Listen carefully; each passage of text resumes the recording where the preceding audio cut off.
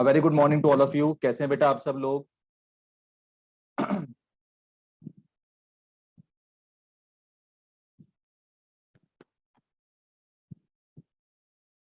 मेरा सेस जो है वो चालू करवा के रखना, ठीक है?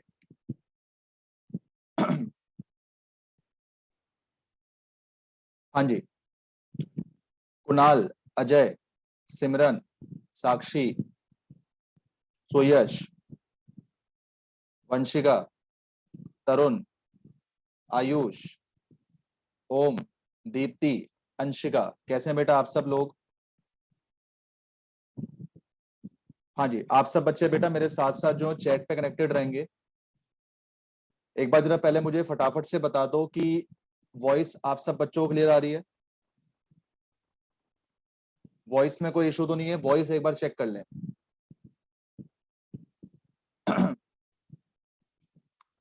सर्वर 3 के बच्चे अभी कनेक्ट नहीं हुए हैं, सर्वर 3 के बच्चों को कनेक्ट करवाओ।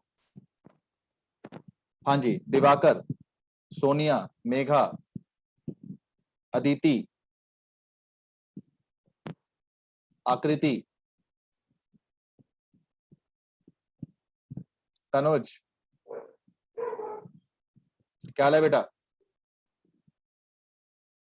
सर्वर 1 हो चुका है, सर्वर 2 हो चुका है, सर्वर 3 हो चुका है, फोर्थ अभी रह गया। चेक करो।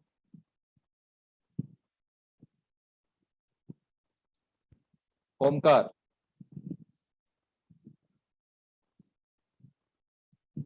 याशिका, दीप्ति यादव। दीप्ति 2 हैं, दीप्ति को हाँ अलग सर्वर में ही रखना।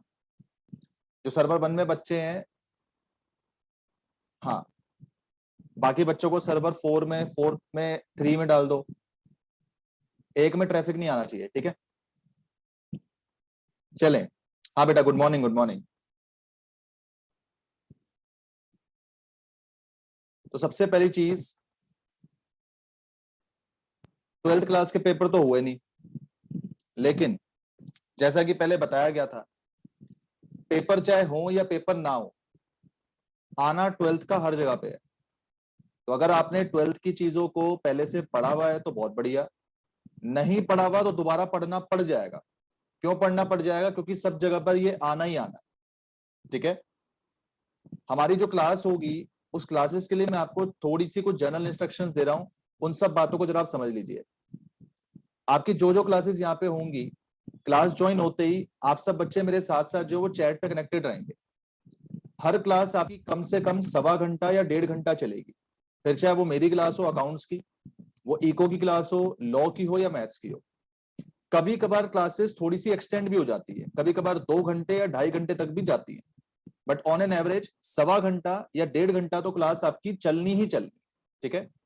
दूसरी चीज, ड्यूरिंग द क्लास आपके साथ मैं कनेक्टेड रहूंगा वाया वीडियो, और साथ बाय साइड आपके पास जो जो चीजें मैं आपको करवाऊंगा वो सामने स्क्रीन पे आपकी आती जाएंगी। आप सब बच्चे मेरे साथ साथ जो है वो चैट पे कनेक्टेड रहेंगे। कोई डाउट आता है तो आप मुझे भेज सकते हैं। मान लीजिए क्लास के दौरान आपका डाउट क्लियर नहीं हो पाता, जो कि एक बिल्कुल रेयर केस है, क्योंकि मैक्सिमम डाउट्स क्लास में कवर हो जाएंगे। अगर क्लास के बाद अभी आपको डाउट पूछने हैं तो आप व्हाट्सएप पे पूछ सकते हो, कॉल कर सकते हो, आपके पास मेरा पर्सनल नंबर होगा, आपको डाउट्स का टाइमिंग दे दिया जाएगा। नहीं तो फिर आप व्हाट्सएप पे अपने डाउट पूछ सकते हैं। पर ये बिल्कुल रेयर केस है, क्योंकि मैक्सिमम डाउट्स आपके क्लास में कवर हो जाए, ठीक है? तीसरी चीज, आपको मटेरियल कैसे करना है। एक तो जो आपने इंस्टीट्यूट में रजिस्टर करवाया है, इंस्टीट्यूट से आपके पास स्टडी मटेरियल आएगा। ये जो स्टडी मटेरियल है ये आपके घर पर पहुंचेगा सीधा, इंस्टीट्यूट आपके सीधा घर पर पहुंचाता है। हमारी क्लास का टारगेट ये होता है कि हम इंस्टीट्यूट का स्टडी मटेरियल पूरा करेंगे, प्लस जो मेरा मटेरियल है, जो मेरा इंस्टीट्यूट आपको दे रहा है, जो हम टीचर्स आपको अपने असाइनमेंट्स देंगे, अपने मटेरियल देंगे, आपने वो करना है। हमारा इंस्टीट्यूट जो भी आपको मटेरियल देगा, मान लीजिए मेरी कोई बुक है, मेरा कोई असाइनमेंट है, तो वो जैसे ही आपके पास एक ऑफिशियल मैसेज आ जाएगा, तो वो आप उसको मेरे इंस्टीट्यूट से कलेक्ट कर सकते हैं। बिकॉज ड्यूरिंग कोविड ये सब ना हम डिलीवर नहीं करवा पा रहे हैं, आपको मैं कोरियर नहीं करवा पाऊंगा। तो आपको अगर मटेरियल कलेक्ट करना है, आप मेरे इंस्टीट्यूट शकरपुर से जाके जो कलेक्ट कर सकते हैं, जब आपके पास मैसेज आ जाएगा तब। लेकिन उससे पहले अगर आपको ऐसे ही करना है तो आपके पास सॉफ्ट कॉपीज आ जाएंगी। आप चाहें तो सॉफ्ट कॉपी अपने घर पे प्रिंट आउट करवा लो, या डाउनलोड करनी है डाउनलोड कर लो। ये आपके पास दो तरीके हैं। कनेक्ट हो गया, चारों सर्वर हो गए। हाँ, अटेंडेंस लगा दो जरा एक बार फटाफट से, जिन जिन बच्चों ने ज्वाइन करा उनके नाम डाल दो। जो बच्चे मेरे पास स्टूडेंट्स हैं उनके साथ पी लगा देना, पी। हाँ, लिस्ट बनाओ जरा पूरी। ठीक है बेटा। तीसरी चीज, इंस्टीट्यूट आपको जो भी मटेरियल देता है, आपका पेपर 80% उसी में से आता है। तो हमारे मटेरियल में भी मैक्सिमम क्वेश्चन जो वो इंस्टीट्यूट के ही हैं। तो आपने वो सबसे ज्यादा क्वेश्चन जो अपने हैं वो प्रिपेयर करने हैं। ठीक है।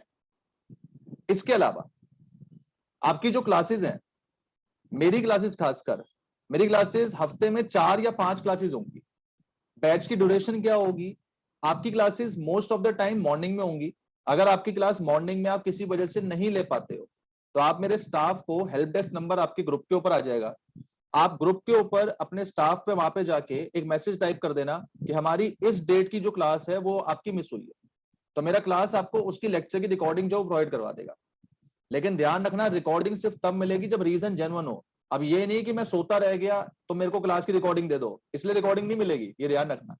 हर लेक्चर आपका रिकॉर्ड होगा, सारे लेक्चर्स की रिकॉर्डिंग हमारे पास अवेलेबल होगी। अगर किसी वजह से आप क्लास नहीं ले पाए तो वो क्लास आप हमसे ले सकते हैं, उसको आप देख सकते हैं। ठीक है। रजिस्टर आपने जो मोटा लगाना है, काफी थिक रजिस्टर यहाँ पे लगाना, क्योंकि सिलेबस यहाँ पे थोड़ा सा ज्यादा है, ताकि आपके पास आप अनेक रजिस्टर बना के ना चले। एक रजिस्टर बनाओ और एग्जाम तक आपने उसी रजिस्टर को जो है यूज करते हुए चलना है। ठीक है। 2-3 चीजें मैं आपको यहाँ पे बता रहा हूँ क्योंकि कोर्स आपके लिए नया है। उन चीजों को आप लोग अपनी कॉपी के फर्स्ट पेज पे जरा नोट कर लेना। दिखाओ भाई, स्क्रीन पे जरा चेक करेंगे आप सब बच्चे, और मेरे साथ साथ जरा कॉपी के फर्स्ट पेज पे आपने ये चीज नोट करनी है। लिखें, कॉपी के फर्स्ट पेज पे आप ये सब चीजें नोट करेंगे। देखें जरा अपनी अपनी स्क्रीन पे। हाँ, तनुज बेटा भी बात करता हूं थोड़ी देर में। हाँ जी, आकृति, इस बार का पेपर दिसंबर में होने के चांसेस हैं बेटा। इस बारे में मैं चर्चा अभी नहीं करूंगा, हम लोग पहले तैयारी कर लेते हैं, पेपर जब होना होगा तब हो जाएगा, पहले तो तैयारी है। देखें बेटा जरा अपनी स्क्रीन के ऊपर। अच्छा, हमारी क्लास में ना कुछ शॉर्टकट्स यूज होते हैं। अगर आपने यस टाइप करना है आप वाई टाइप कर दो, आपने नो टाइप करना है आप एन टाइप कर दो। कोई नोट्स में लिखवा रहा हूं, आपने टाइप कर ली है, आपने उसको अपनी कॉपीज के अंदर लिख लिया है, तो आप डन टाइप कर देना। मैं कोई चीज पूछ रहा हूं, समझ में आ गया है, अंडरस्टूड, यू टाइप कर देना। नहीं आया, डाउट है, डाउट टाइप कर दो। डाउट आप शॉर्ट फॉर्म में लिखो, फुल फॉर्म में लिखो, जैसे मर्जी लिखो, डाउट जैसी मेरे पे आएगा मुझे पता चल जाएगा। ठीक है। देखिए जरा अपनी स्क्रीन पे, इस कोर्स का नाम है सीए। तो सबसे पहले हम लोग इस कोर्स के बारे में कुछ समझ लें। आई होप आप सब बच्चों ने घर में इसके बारे में हल्की फुल्की जो रिसर्च है वो कर रखी है, लेकिन जो चीज आपकी यहाँ पे रह गई है मैं यहाँ पे आपको उसके ऊपर चीजें बता रहा हूं। ठीक है। देखें, सीए के अंदर जब हम बात करते हैं सीए की, यहाँ पे 3 लेवल है। 3 लेवल है, लेवल 1, लेवल 2, लेवल 3। लेवल 1 को नाम दिया गया है फाउंडेशन, लेवल 2 को नाम दिया गया है इंटर, और लेवल 3 को नाम दिया गया है फाइनल। ठीक है। फाउंडेशन के अंदर 4 पेपर हैं, 4 एग्जाम्स। इंटर के अंदर 8 एग्जाम है, फाइनल के अंदर भी 8 एग्जाम है। ठीक है। कुल मिला के आपके टोटल 20 एग्जाम्स हैं, टोटल आपके 20 एग्जाम्स हैं इस कोर्स के अंदर, जो कि आप ड्यूरिंग द कोर्स देंगे। रही बात हमारे पास फाउंडेशन की, क्योंकि अभी आप फाउंडेशन लेवल के अंदर आ रहे हैं, तो मैं इसके ऊपर कुछ बताना चाहूंगा। फाउंडेशन के अंदर जो आपके 4 एग्जाम है, सीए फाउंडेशन, इसमें जो आपके 4 एग्जाम है वो 4 एग्जाम आपके ये है, पेपर 1, पेपर 2, पेपर 3। पहले पेपर 1 के बारे में लिख लें, इसका नाम है principle and practice of accounting. Principle and practice of accounting. ठीक है। सेकंड, दूसरा पेपर है आपका इकोनॉमिक्स का, ये आपको इकोनॉमिक्स के टीचर जो है डिटेल में बताएंगे। तीसरा पेपर है आपका business law and communication, communication. और एक पेपर नंबर 4 है आपका मैथमेटिक्स।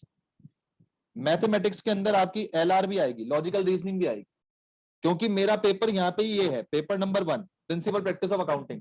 तो मैं इसके बारे में आपसे चर्चा करूंगा। जैसे जैसे बाकी टीचर्स की क्लास होती जाएगी, बाकी टीचर्स अपने अपने रिस्पेक्टिव सब्जेक्ट्स के बारे में आपको यहाँ पे बताते जाए। ठीक है, अब है क्या, जो ये फाउंडेशन जितने भी पेपर्स हैं बेटा, ये सारे 100 मार्क्स के हैं। 100 मार्क, 100 मार्क, ये भी 100 मार्क, ये भी 100 मार्क।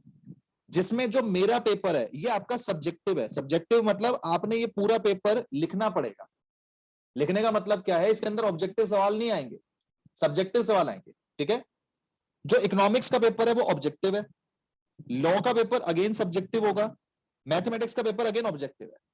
तो अगर मैं आपसे कहूं सब्जेक्टिव पेपर आपके दो हैं, एक पेपर नंबर 1, एक पेपर नंबर 3, और बाकी जो ये दो टॉपिक्स हैं, ये इकोनॉमिक्स का और ये मैथमेटिक्स का, ये दोनों पेपर आपके ऑब्जेक्टिव। ऑब्जेक्टिव का मतलब जैसे आप अपने एमसीक्यूज करते हो उस तरह से आएगा। ओएमआर शीट के ऊपर ये पेपर आपने करना होता है, 4 ऑप्शन होते हैं, कोई एक ऑप्शन आपने सिलेक्ट करना होता है। ठीक है, अगली चीज पासिंग क्राइटेरिया क्या है यहाँ पे, ये सबसे ज्यादा खतरनाक चीज है यहाँ पे। सीए कोर्स टफ नहीं है, सीए कोर्स बहुत इजी है। प्रॉब्लम ये है इनका जो पासिंग क्राइटेरिया है वो थोड़ा सा टेढ़ा मेढ़ा है। टेढ़ा मेढ़ा का क्या मतलब है, पासिंग क्राइटेरिया में उन्होंने बोला हुआ है कि आपके 40% मार्क्स होने चाहिए in each subject. I hope आप 40% मतलब समझते हो। इसका मतलब अगर आपने 100 मार्क का पेपर दिया है तो किसी भी हालत में बेटा आपके 40 मार्क्स तो होने ही चाहिए। अगर 100 में से 40 नंबर आपके आ रहे हैं तो कहने का मतलब है आप उस पेपर में पास कहलाओ। मान लीजिए आपके सारे पेपर में 40 नंबर आ गए, इसमें भी 40 आ गए, इसमें भी 40, इसमें भी 40, इसमें भी 40, तो कुल मिला के आपके टोटल नंबर कितने बन गए, 160। लेकिन फिर भी आप फेल कैटेगरी में काउंट हो गए। सर ये क्या चीज है, हम तो सारे सब्जेक्ट में पास थे, तो फिर फेल क्यों कर दिया गया। असल में है ऐसा, इंस्टीट्यूट ने कहा है कि 40% मार्क्स हर सब्जेक्ट में तो होने चाहिए, लेकिन इसके साथ साथ एक चीज और भी है, 50% एग्रीगेट होना चाहिए। अच्छा, इसका मतलब समझे, इसका मतलब यह है हर सब्जेक्ट में आपको पास होने के लिए 40 नंबर तो चाहिए, लेकिन आपका जो टोटल है, अब टोटल यहाँ पे कितने मार्क्स बन रहे हैं, टोटल मार्क्स यहाँ पे बनते हैं 400, क्योंकि 4 पेपर है 400। तो इंस्टीट्यूट कहता है कम से कम टोटल मार्क्स में से आपके टोटल 200 बनने चाहिए, मतलब 50% एग्रीगेट बनना चाहिए। तो अगर किसी बच्चे ने 40 40 40 40 ले भी लिए तो कहेगा ये कि वो सब में पास तो है, पर एग्रीगेट वाली कंडीशन पूरी नहीं हुई इसलिए फेल हो गया। यानी आपको हर सब्जेक्ट में पास भी होना है और आपको 50% की ये जो एग्रीगेशन होती है ये भी बना के चलनी है। ये चीज यहां पर नहीं, ये चीज सब जगह पर है। फिर चाहे आप अपने इंटर में जाओगे ये वहां पर भी है, फिर चाहे आप अपने फाइनल में जाओगे ये वहां पर भी है। ठीक है, तो कुल मिला के अपने पास आपने ये चीज को ध्यान रखना है। मुझे पहली ये चीज मैं आपसे पूछ रहा हूं, सारे बच्चे एक बार फटाफट से बता दो ये चीज आपको क्लियर हो गई है, क्योंकि आखिरी तक बच्चों के डाउट मेरे पे इसी चीज पे आते हैं। सर अगर मेरे अकाउंट्स में 60 आ गए, बाकी सब में 30 कुछ आ गए तो चलेगा, नहीं चलेगा। आपने ये चीज ध्यान रखनी है, 40% मार्क्स सब में होने चाहिए और आपका 50% एग्रीगेट भी बनना चाहिए। अगर 50% एग्रीगेट आपका नहीं बन रहा है तो जनाब गड़बड़ हो जाएगा मामला, ये ध्यान रखना है। ठीक है, नेक्स्ट थिंग ध्यान दें, नेक्स्ट थिंग, जैसा कि मैंने बताया फाउंडेशन, तो फाउंडेशन में मेरे हाथ में पेपर नंबर 1 है। इंटर के अंदर ऐसे 8 एग्जाम है, इंटर में भी मेरा एक अकाउंट्स और एक एडवांस अकाउंट्स ये टॉपिक चलता है। मैं ये 3 पेपर डील करवाता हूं और फाइनल के अंदर हमारा टॉपिक चलता है फाइनेंशियल रिपोर्टिंग। ये 4 सब्जेक्ट्स मेरे पास हैं, मतलब आपके टोटल 20 एग्जाम्स में से ये 4 एग्जाम मेरे हाथ, एक फाउंडेशन का एक एग्जाम, इंटर के 2 और फाइनल का एक exam.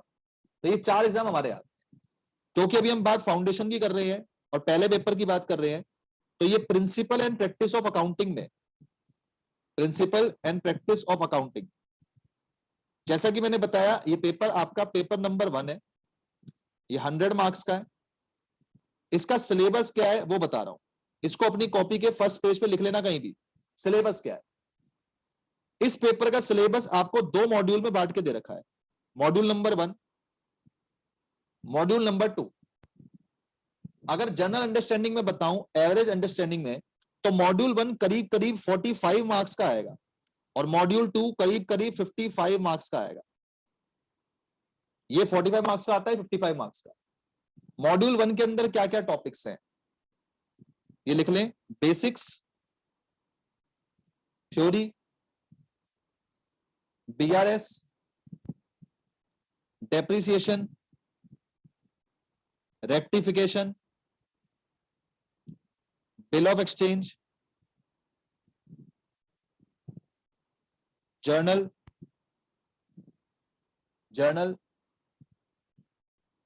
Laser, subsidiary books, journal, ledger, subsidiary books, trial balance, consignment, account current, average due date, ADD है, एडीडी मतलब average due date, and last topic is miscellaneous, miscellaneous मतलब कुछ टॉपिक इसके miscellaneous में भी है। This is for module 1 and module 2 के अंदर, final accounts, NPO, shares, debentures, partnership. जब मैंने कहा आपसे पार्टनरशिप, तो पार्टनरशिप का मतलब है यहां पे एडमिशन भी है, रिटायरमेंट भी है, डेथ भी है और फंडामेंटल भी है और गुडविल भी है। और एक टॉपिक है अपना मैन्युफैक्चरिंग कंसर्न, मैन्युफैक्चरिंग अकाउंट। ये आपका सिलेबस है, 2 मॉड्यूल हैं। पहले मॉड्यूल के अंदर टॉपिक ज्यादा है लेकिन आता 45 मार्क्स का है, दूसरे मॉड्यूल में टॉपिक कम है लेकिन आता 55 मार्क्स का है। अब अगर मैं आपसे ये कहूं कि इसमें से कौन कौन सी चीजें आपने 11th के अंदर पढ़ी हुई है, उससे बेहतर ये होगा कि मैं आपको वो चीजें बता दूं जो यहाँ पे नहीं है, जो चीजें आज तक आपने कहीं पे पढ़ी ही नहीं है। तो नई नई चीजें आपकी कहां कहां पे आएंगी वो मैं आपको यहाँ पे मार्क करवा रहा हूं। न्यू आइटम्स को मैं ब्लू से हाईलाइट कर रहा हूं। बीआरएस, ऑल्दो आपने बीआरएस पढ़ा हुआ है, पर यहां पर बीआरएस आपने एक नए तरीके से पढ़ना है। ठीक है, आज की क्लास का जो टॉपिक मैं आपको बताऊंगा वो मैं आपको बीआरएस से इंट्रोडक्शन बताऊंगा। इसके अलावा रेक्टिफिकेशन के अंदर चेंजेस है, डेप्रिसिएशन में आपके चेंजेस है, बिल ऑफ एक्सचेंज में आपके चेंजेस है, कंसाइनमेंट नया टॉपिक है आपका, कंसाइनमेंट नया टॉपिक है, अकाउंट करंट नया है, एवरेज ड्यू डेट नया है। ठीक है, एनपीओ आपका जो है कुछ नया मिलेगा, फाइनल अकाउंट पुराना है, शेयर डिबेंचर के अंदर शेयर्स में नया है, पार्टनरशिप के अंदर डेथ में नई चीज है, गुडविल में नई चीज है, और मैन्युफैक्चरिंग अकाउंट आपका नया है। तो करीब करीब अगर मैं आपको बता दूं, आपके इस पेपर के अंदर 11th-12th में जो चीजें आपने पढ़ी हैं वो तो है ही, तो लगभग लगभग ये कह सकते हैं 60% आपका पढ़ा पढ़ाया है, 40% आपका सिलेबस यहां पे नया है। ये 40% सिलेबस आपका जो है वो नया है। ठीक है, तो सिलेबस ज्यादा है।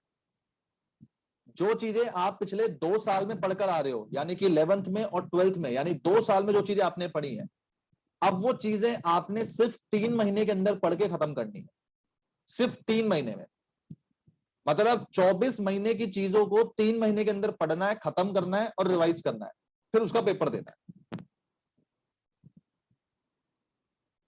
ये लिख लें जरा फटाफट से, अगर इसके अंदर कोई चीज छूट गई है इसको फटाफट से लिखें। जो जो बच्चे लिखते जाएं मुझे मैसेज डालते जाएं, डन। इनकी पीडीएफ बेटा साइड बाय साइड बनवाना, राहुल इनकी पीडीएफ साइड बाय साइड बनवाना बेटे। हाँ, जो बेटा मैंने हाईलाइट किया है, आकृति जो मैंने हाईलाइट किया है बेटा, वो आपके नए टॉपिक्स हैं, मतलब वहां पे आपको कुछ नई नई चीजें देखने को मिलेंगी। ठीक है, हाँ, हर सब्जेक्ट के टीचर जिन जिन की आपकी क्लास होती जाएंगी, हर कोई आपको आके पहली क्लास के अंदर वो बताता जाएगा कि हमने क्या करना है, किस ऑर्डर में करना है। ठीक है, ये सब डिटेल्स आपके पास आती जाएगी। राइट, हाँ जी, याशिका, सोनिया, मेघा, नोट हो गया बेटा? ओमकार, ओम, अदिति,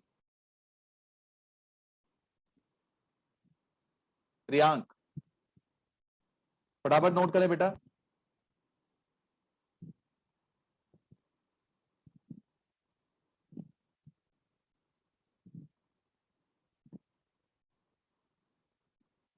कर लिया? साक्षी नोट हो गया? पूजा? गुड। देखें जरा,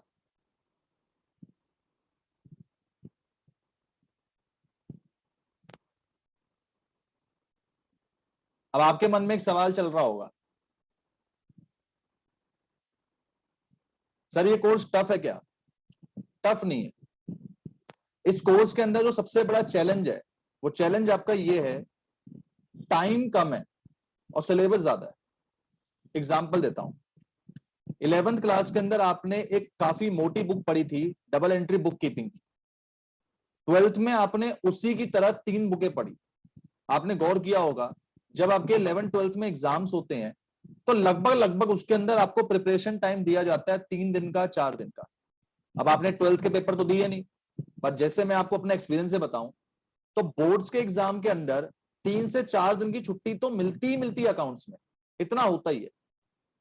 यहां पे क्या है, सीए का ट्रेंड है, आप चाहे फाउंडेशन एग्जाम दो, चाहे इंटर दो, चाहे फाइनल दो, बेटा तीनों एग्जाम्स के अंदर, चाहे तीनों लेवल के ऊपर आप चले जाओ, हर पेपर में सिर्फ 1 दिन की छुट्टी मिलती है, सिर्फ 1 दिन की छुट्टी। तो आप ये सोचो, आपने उस 1 दिन के लिए पढ़ना है, आपने ये करके चलना है कि मैं उस 1 दिन में कैसे रिवीजन करूं, मैं उस 1 दिन में अपने इतने सारे टॉपिक कैसे रिवाइज करूं कि मेरा पेपर सही निकल जाए। तो सारी मेहनत पेपर के दिन की नहीं है, पेपर से 1 दिन पहले की करनी है, कि जो मेरे को छुट्टी मिली है मैं उसके अंदर ऐसा क्या करूं कि मेरे सब टॉपिक रिवाइज हो जाए। आपने आज से पहले कभी भी 1 दिन के अंदर 25 से लेकर 30 टॉपिक रिवाइज नहीं करे। यही चैलेंज है इसका। आधे से ज्यादा बच्चे तो उस छुट्टी वाले दिन पे इतने होपलेस हो जाते हैं, बच्चे पेपर देने नहीं जाते। कॉल आते हैं स्टूडेंट्स के, वो कहते हैं सर आप ये बताओ हम लोग पेपर देने जाएंगे कैसे, जब इतने सारे टॉपिक अभी तक तो हमने रिवाइज नहीं करे। मतलब आप ये सोचो, पार्टनरशिप के अंदर एडमिशन, रिटायरमेंट, डेथ सब कुछ है, क्या 1 दिन में सब रिवाइज हो जाएगा? नहीं हो पाता। इसीलिए आपने ध्यान रखना है, यहाँ पे कोर्स टफ नहीं है, यहाँ सब चीजें बहुत ईजी है। बस एक ही चैलेंज है कि हमें काफी सारी चीजें 1 दिन में रिवाइज करनी है। उसके लिए मैं आपको क्लास के दौरान कुछ टिप्स बताऊंगा, कुछ चीजें मैं आपको बताऊंगा जो कि आपने करते हुए चलनी। लेकिन more of the most thing जो आपके पास है वो ये है कि आपने अपने मन के अंदर एक बात रखनी है, एग्जाम का डे इंपॉर्टेंट नहीं है, एग्जाम से जस्ट पहले वाला जो दिन है वो इंपॉर्टेंट है। क्योंकि अगर उस दिन पे हमने अपना मनोबल बना लिया, उस दिन पे हमने अपना कॉन्फिडेंस को बूस्ट अप कर लिया, तो पेपर डेफिनेटली सी बात है क्लियर हो ही जाएगा। इसीलिए ये चीज ध्यान रख के चले, कोर्स टफ नहीं है, सिलेबस बहुत ज्यादा है, प्रिपरेशन टाइम बहुत कम है। हमें उस प्रिपरेशन टाइम को बहुत अच्छी तरीके से यूज करना है, अपने आप आपका जो सिलेबस है कंप्लीट हो जाएगा, जो आपके पेपर है वो क्लियर हो जाएंगे। ठीक है, इसी बात को ध्यान में रखते हुए आज वाली क्लास में हम लोग अपने कुछ टॉपिक्स को चालू कर रहे हैं, और आप सब बच्चे मेरे साथ साथ जो है उसको लिखेंगे। देखें मेरे साथ साथ जो लिखना चालू करेंगे, हम लोग अपना सबसे पहला टॉपिक चालू कर रहे हैं बीआरएस। बीआरएस अपनी कॉपीज के अंदर हेडिंग डालेंगे,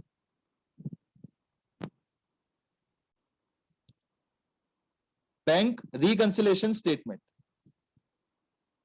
bank reconciliation statement.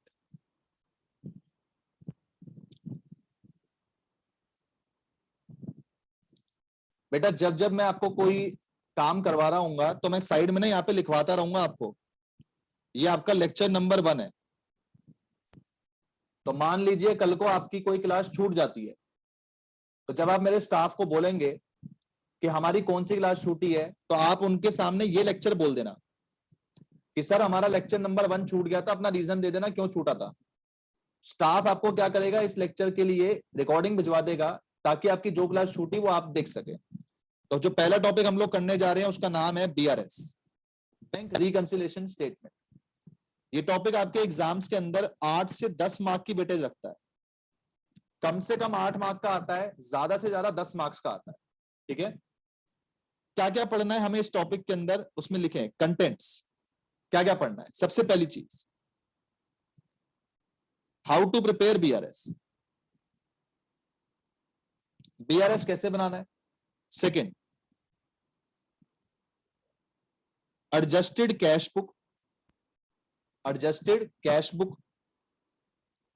and third short questions. ये तीन इस चैप्टर के कंटेंट्स हैं. जैसे ये तीन कंटेंट्स पूरे हो जाएंगे हम समझ जाएंगे कि भैया हमारा ये जो चैप्टर है ये पूरा हो गया. ठीक है, लिखना स्टार्ट करेंगे. सबसे पहले नोट्स, और नोट्स में आके लिखेंगे meaning of BRS. Meaning of BRS लिखें. BRS means bank reconciliation statement. Bank reconciliation statement prepared by the account holder, prepared by the account holder to match bank balance as per cash book and match bank balance as per passbook. As per passbook. यह है आपका meaning of BRS. अभी लिखते जाएं, कुछ देर बाद मैं आपको समझाना चालू करूंगा. उससे पहले अपने जो लिख के ये नोट से ही खत्म कर लें. नीचे लिखें Does BRS is prepared on year end? क्या बीआरएस हमेशा साल के आखिरी में बनता है? जैसे ट्रेडिंग अकाउंट, पीएनएल अकाउंट साल के आखिरी में बनते हैं, उसी प्रकार क्या बीआरएस भी साल के आखिरी में बनता है? तो नीचे लिखें no. It can be prepared at any day during the year. It can be prepared at any day during the year, depending upon the fact as and when need arises. तो आपसे ये चीज 1 मार्क के अंदर पूछी जाती है कि क्या बीआरएस साल के आखिरी में बनाया जाता है? आप आंसर लिखोगे नहीं. ये हम साल में किसी भी दिन बना सकते हैं, किसी भी दिन. आज मेरा बर्थडे, मैं आज बीआरएस बना सकता हूं, तो किसी भी दिन बना सकते हैं. बस देखना यह है कि क्या बनाने की जरूरत है या नहीं है. अगर बनाने की जरूरत लगती है तो आप कभी भी बना लो. ठीक है, इसके बाद लिखेंगे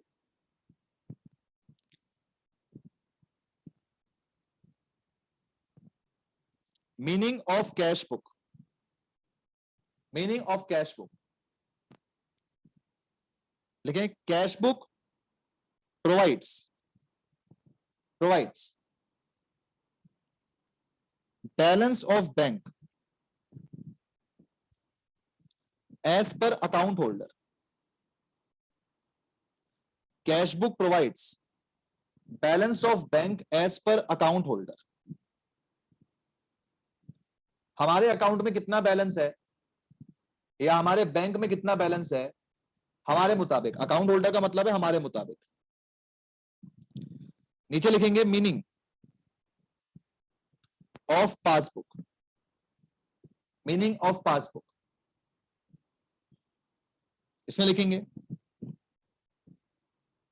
passbook means bank statement that provides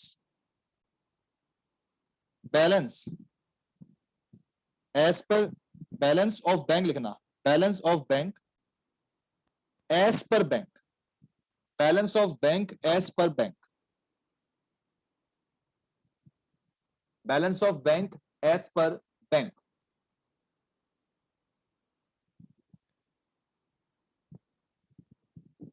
Balance of bank as per bank. आगे लिखेंगे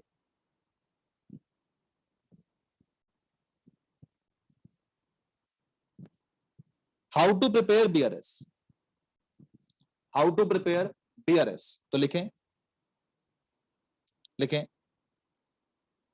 step 1 cheque check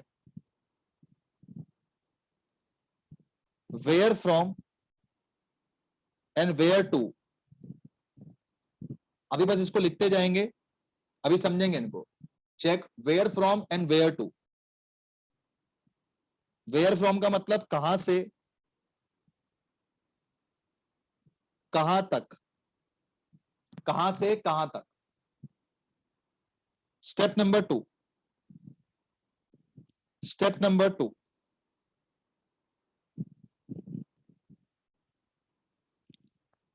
identify the transactions, identify the transactions to be made in which of the books, that is cash book or passbook,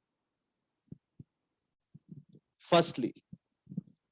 step number two हमें यह देखना है कि transaction सबसे पहले कौन सी बुक्स में होगी, कैश बुक में या पासबुक में। स्टेप नंबर थ्री,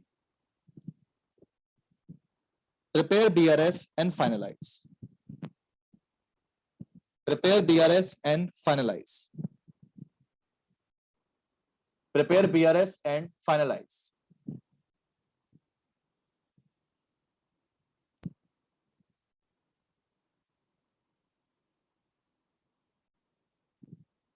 इसके बाद format of BRS,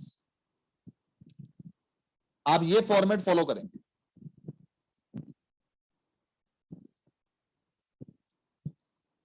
bank reconciliation statement,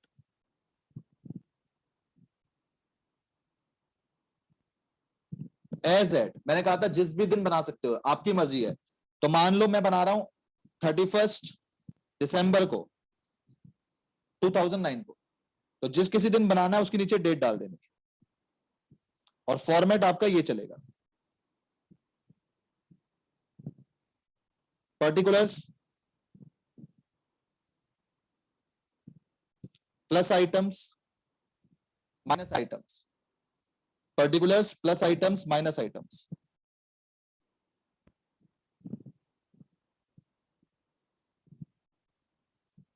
balance as per cash book या पासबुक,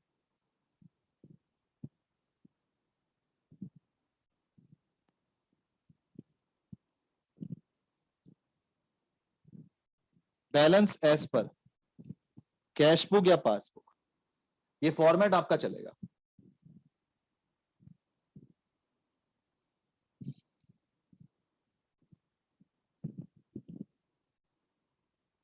और बीच में हम करेंगे कुछ एडजस्टमेंट्स। एडजस्टमेंट्स चाहे आपकी यहां आ सकती हैं, चाहे आपकी यहां आ सकती है। अगर एडजस्टमेंट पॉजिटिव की होगी तो पॉजिटिव में डालेंगे, नेगेटिव की होगी तो नेगेटिव में डालेंगे। यहां तक नोट करें और मुझे बताते जाएं, जो जो बच्चे नोट करते जाएं मुझे बताते जाएं।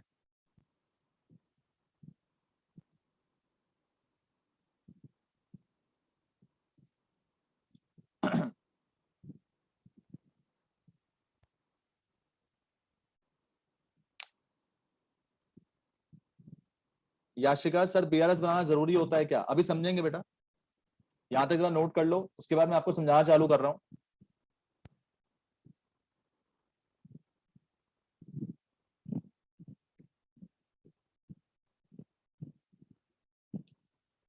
बढ़िया, देखें कुछ देर बेटा लिखना बंद कर दें। अब आप लिखना बंद कर सकते हैं। अब आपने लिखना कुछ नहीं है, लिखना कुछ नहीं है। जो चीजें मैं आपको बता रहा हूं, आने वाले 15 मिनट आपने उन चीजों को बहुत ध्यान से सुनना है, क्योंकि ये 15 मिनट ही इस चैप्टर के बेस को बनाएंगे। ये 15 मिनट ही आपके इस चैप्टर के बेस को जो है वो आगे बढ़ाएंगे।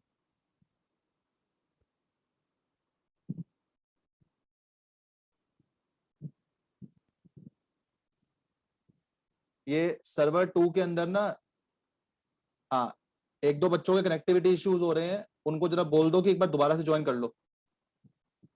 सर्वर 2 के अंदर एक मोहित है, एक कुणाल है। मोहित और कुणाल का कनेक्टिविटी इशू हो रहा है, इनको बोले दोबारा ज्वाइन करो। ये शहर से जम्मू कश्मीर से हैं, तो वहां पे कनेक्टिविटी इश्यूज आएंगे आएंगे। एक बार बोल दो इनको, हाँ याद से। देखें बेटा, लिखना कुछ नहीं है, बस सामने ध्यान देना है और समझने के ऊपर कोशिश करनी है। यहां शॉर्ट फॉर्म यूज कर सकते हैं पेपर में, नहीं बीआरएस शॉर्ट फॉर्म आप यूज नहीं कर सकते। बीआरएस सिर्फ आप लोग यहां कर सकते हो जब आप मेरे साथ अपना काम कर रहे हो, पेपर में नहीं कर सकते। चलें, आने वाले 15 मिनट आपके शुरू हो गए हैं। सब बच्चे अपना फुल अटेंशन यहां पे देना, लिखना नहीं है बेटा। आपके ग्रुप के ऊपर जो भी मैं काम आपको करवा रहा हूं इसकी पीडीएफ आपकी आ जाएगी, तब आपको इस चीज को नोट करना, आप नोट कर लेना। अभी नोट नहीं करना है इसको, अभी सिर्फ आप समझने पे ध्यान लगाएंगे। चैप्टर का नाम है बैंक रिकंसिलिएशन स्टेटमेंट। तो सबसे पहली बात, यहां पे 3 वर्ड है। पहला वर्ड है बैंक। बैंक का मतलब क्या है? इस चैप्टर में आपका बैंक अकाउंट होना जरूरी है। बैंक अकाउंट होना जरूरी है। जैसे मेरा अकाउंट मैंने एचडीएफसी में खुलवा लिया, आपका अकाउंट एसबीआई में है, किसी और का अकाउंट पीएनबी में है, तो एक बैंक अकाउंट होना यहां पे जरूरी है। ठीक है। दूसरी चीज मुझे बताएं, आप सभी बच्चों ने बैंक अकाउंट कहीं ना कहीं पे तो देखा ही होगा, अपने पेरेंट्स का देखा होगा, इवन कई बच्चों ने तो बैंक अकाउंट अपना खुलवा भी लिया होगा। तो आपको पता है, जब आप अपना बैंक अकाउंट खुलवाते हैं तो बैंक आपका स्वागत करता है, बैंक आपका वेलकम करता है। और जैसे ही आपका अकाउंट खुल जाता है, आपको बैंक 2 चीजें पकड़ाता है। क्या 2 चीजें पकड़ाता है? बैंक कहता है ये लो तुम्हारी चेकबुक, ठीक है। चेकबुक के साथ आपको एक एटीएम कार्ड दे दिया जाता है, ठीक है। और साइड बाय साइड आपको एक पासबुक दे दी जाती है। दीप्ति के एंड पे देखियो इशू आ रहा है, दीप्ति के एंड पे। दीप्ति वॉइस ब्रेक हो रही है, वीडियो में दिक्कत हो रही है। दीप्ति के एंड पे सर्वर नंबर 1।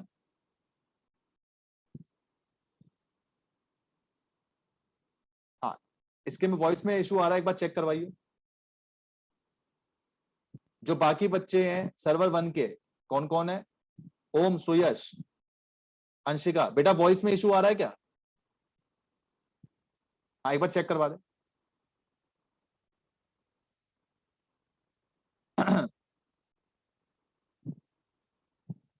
हाँ, एक बार चेक करवा दे।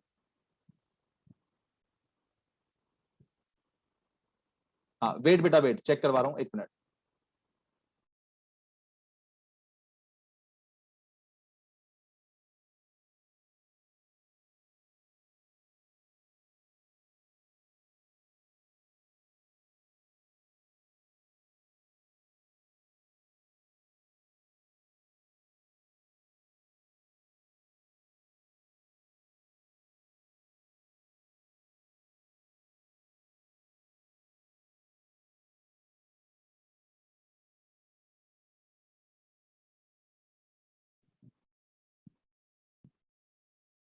हाँ जी बेटा, जरा चेक करें, वॉइस पहले से बेटर है।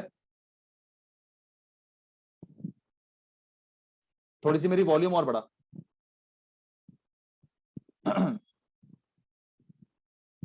देखें, हाँ, तो मैंने आपसे कहा जब आप अपना बैंक अकाउंट खुलवाते हो, तो बेटा बैंक अकाउंट खुलवाते ही ना आपको एक चेकबुक मिलती है, एक एटीएम कार्ड मिलता है और एक पासबुक मिलती है। मेरा आपसे पहला सवाल है, क्या आपने कभी रियल लाइफ में चेकबुक, एटीएम कार्ड और पासबुक देखी है?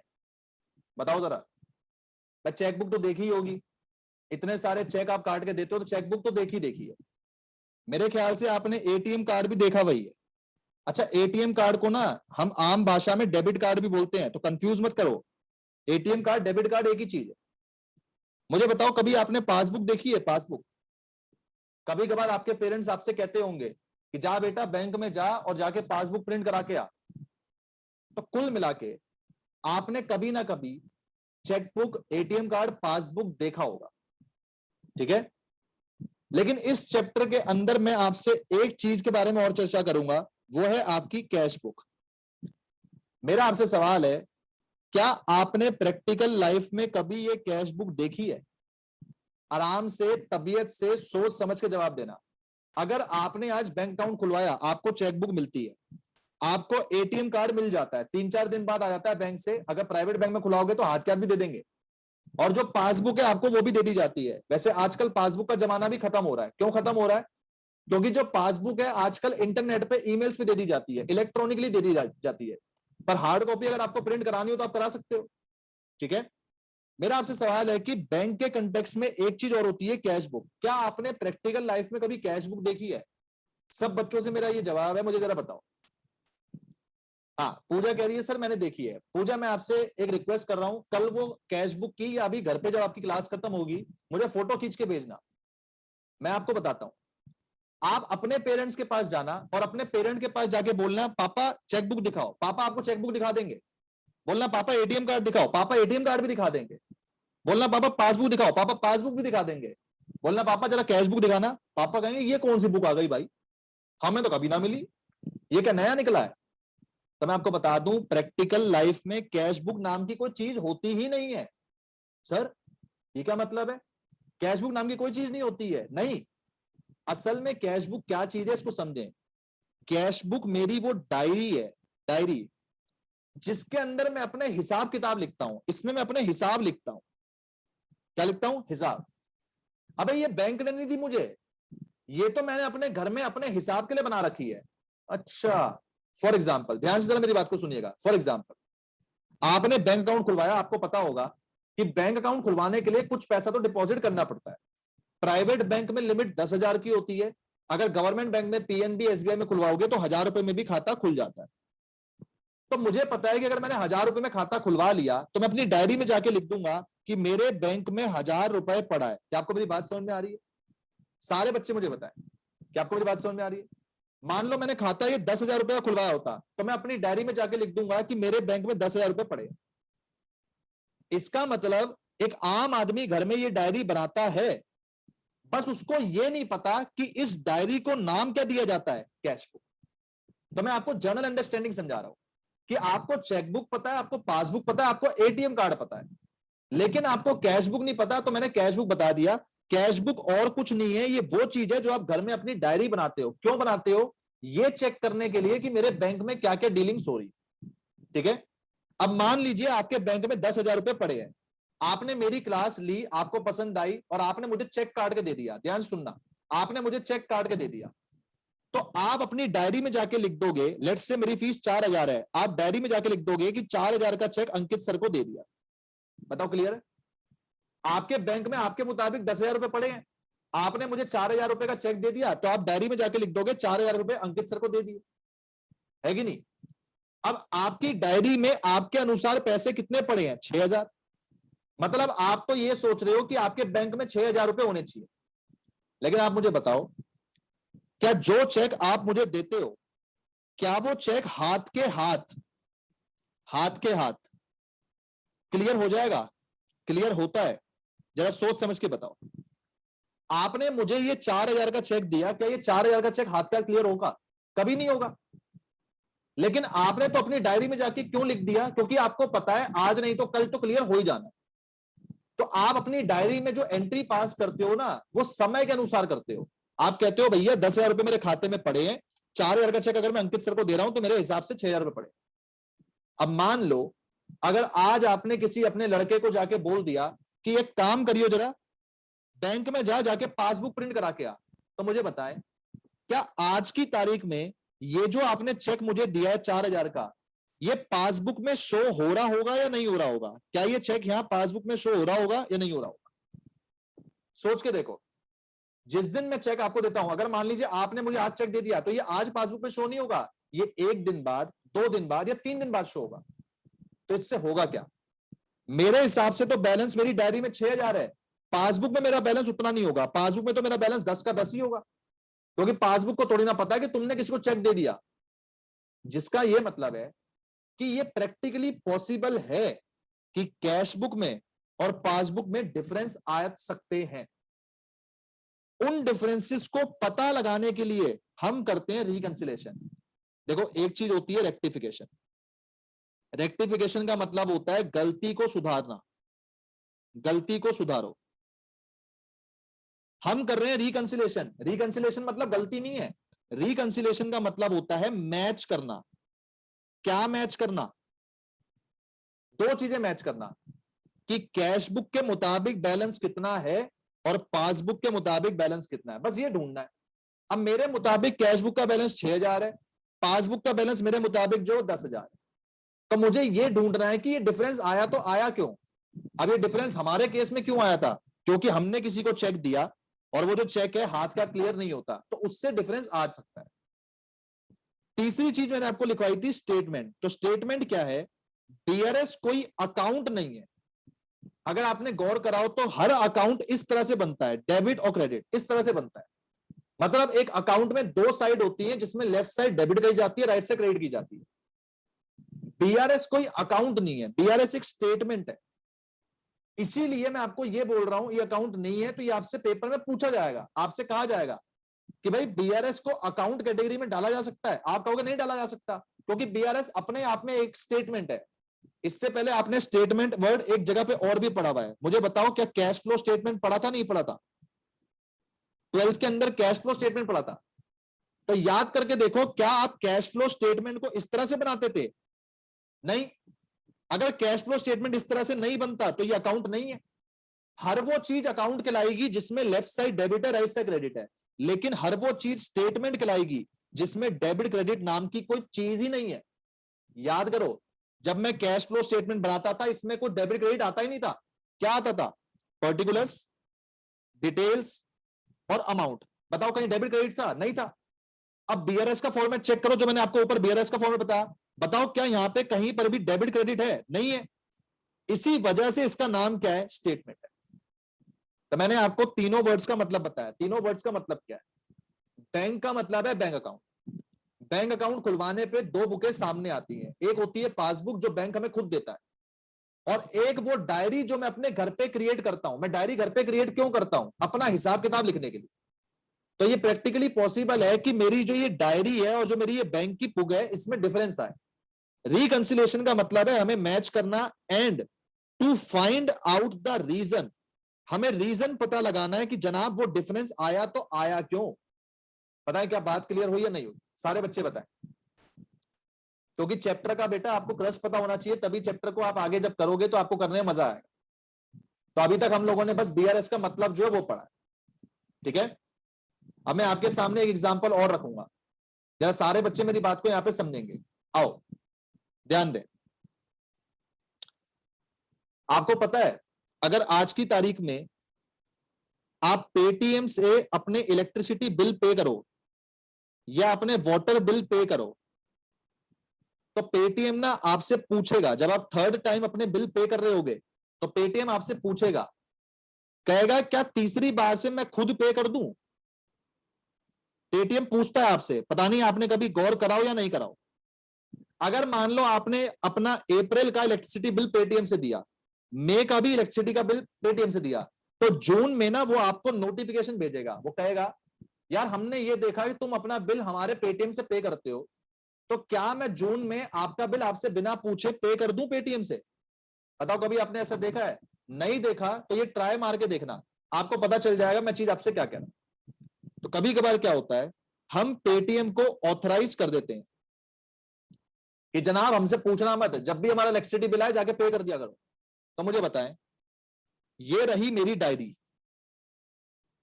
ये रही मेरी बैंक की पासबुक। अब मुझे बताएं, जून का महीना आया, मैंने इनको ऑथराइज कर रखा है, तो पेटीएम ने मेरे बैंक से पैसे काटे और बिल पे कर दिया। तो मुझे बताओ अगर बैंक से पैसे कट गए तो जो पासबुक का बैलेंस है वो तो कम हो गया होगा, है कि नहीं? अगर बैंक से पैसे कट गए तो पासबुक का बैलेंस तो नीचे आ गया होगा, लेकिन मेरी डायरी में तो मुझे अभी तक ये बात पता ही नहीं चली। भाई मुझे ये बात कब पता चलेगी? जब पैसा कटने पे मेरे फोन पे मैसेज आएगा। क्या आपको बात समझ में आ रही है? जब ये पैसा कटा होगा तब ये मुझे नहीं पता चला। मुझे ये कब पता चला होगा? जब पैसा कटने के बाद मेरे फोन पे मैसेज आया होगा। अगर आपको नहीं पता तो मैं बता दूं, बेटा फोन के ऊपर ना मैसेज आता है जब भी कोई बैंक से पैसा कटता है या जब भी कोई बैंक में पैसा डाला जाता है। तो इसका मतलब है हमें यह चीज बाद में पता चलेगी। तो यहां पर भी एक टाइम डिफरेंस आ रहा है, यहां पर भी एक टाइम डिफरेंस आ रहा है। ये टाइम डिफरेंस क्या है कि पासबुक से तो पैसा कट चुका है पर कैश बुक से अभी तक कटा नहीं है। कब कटेगा? बाद में कटेगा। जिसकी वजह से कैश बुक और पासबुक का बैलेंस अलग हो जाएगा, और उस अलग बैलेंस को पता लगाने के लिए हमें क्या बनाना पड़ेगा, बीआरएस।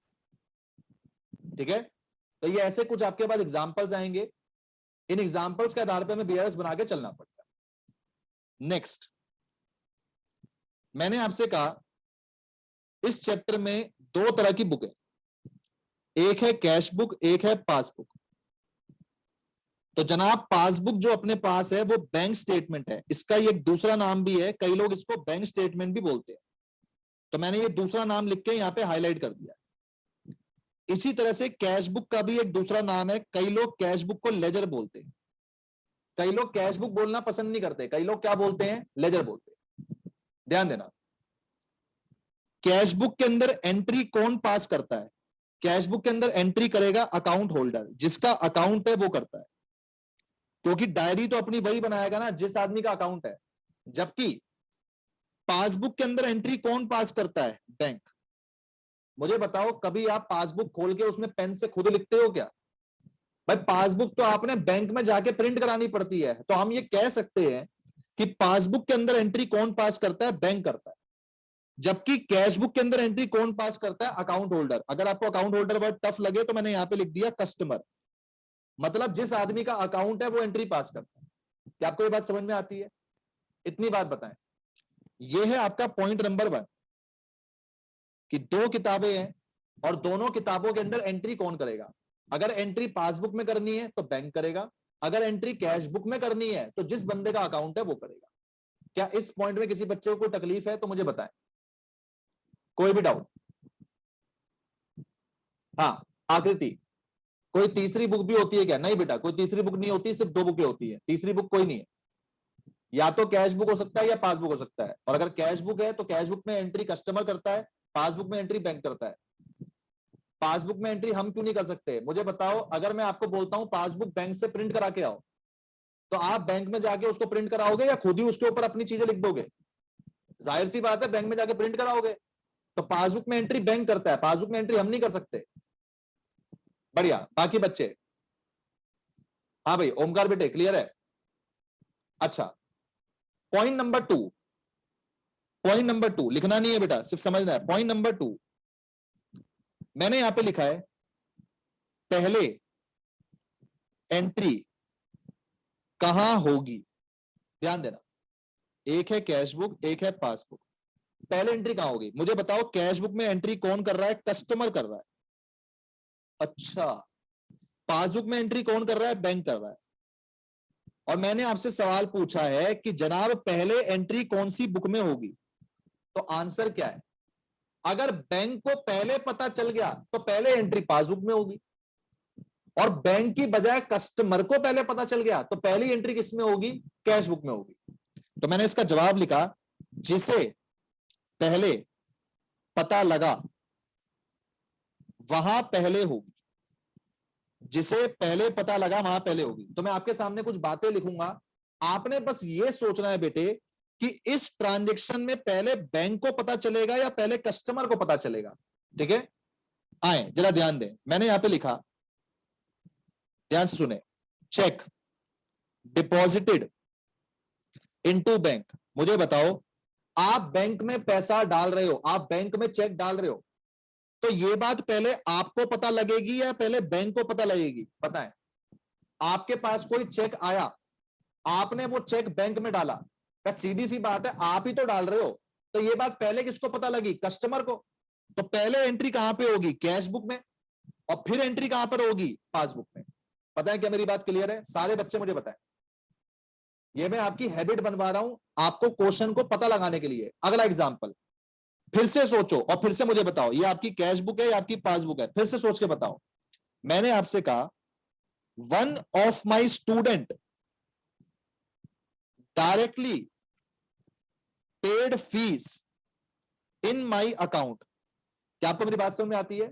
मैंने अपने एक स्टूडेंट से कहा ला भी फीस जमा करा, उसने मुझे बिना बताए सीधा मेरे बैंक में गया एचडीएफसी में और जाके मेरे पैसे जमा करा दिए। पहले किसको पता चलेगा? तो सीधी सी बात है, पहले बैंक को पता चला। पहली एंट्री कहां होगी, पासबुक में, दूसरी एंट्री कहां होगी, कैश बुक।